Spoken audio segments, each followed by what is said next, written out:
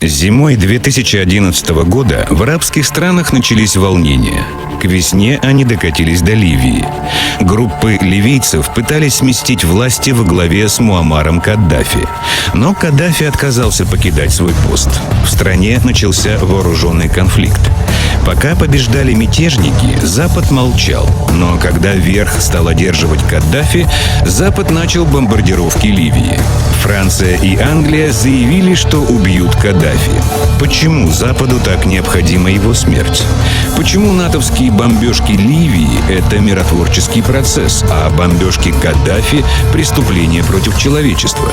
Давайте разберемся. И начнем с самого начала. Почему вообще начались волнения? Кто за этим стоит? Кому это выгодно? Не секрет, что США давно обкатали схему оранжевых переворотов. Технология проста. Ее мы наблюдали в действии уже много раз. На площадь помогают выйти недовольным. Как помогают? Выплачивают гранты руководителям, обучают их в Штатах, поддерживают в прессе. Неважно, чем именно недовольны недовольные. Они выходят на улицы, на площади и намеренно провоцируют власть на применение силы. Если в вас стреляют, вы же выстрелите в ответ.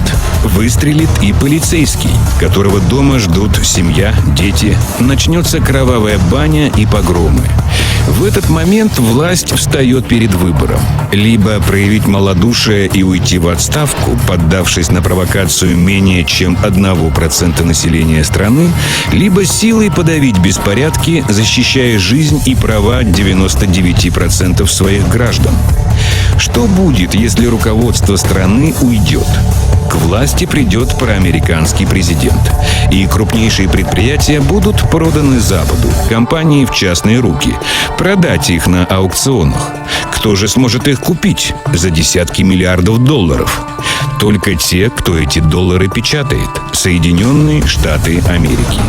Хотите купить мегакорпорации за копейки? Все очень просто. Устройте в стране переворот. Грузия, Югославия, Украина, Египет, Киргизия. Искусственные перевороты в этих странах проходили на ура. Зададим себе один вопрос. Кто следующий? Возможно, именно мы.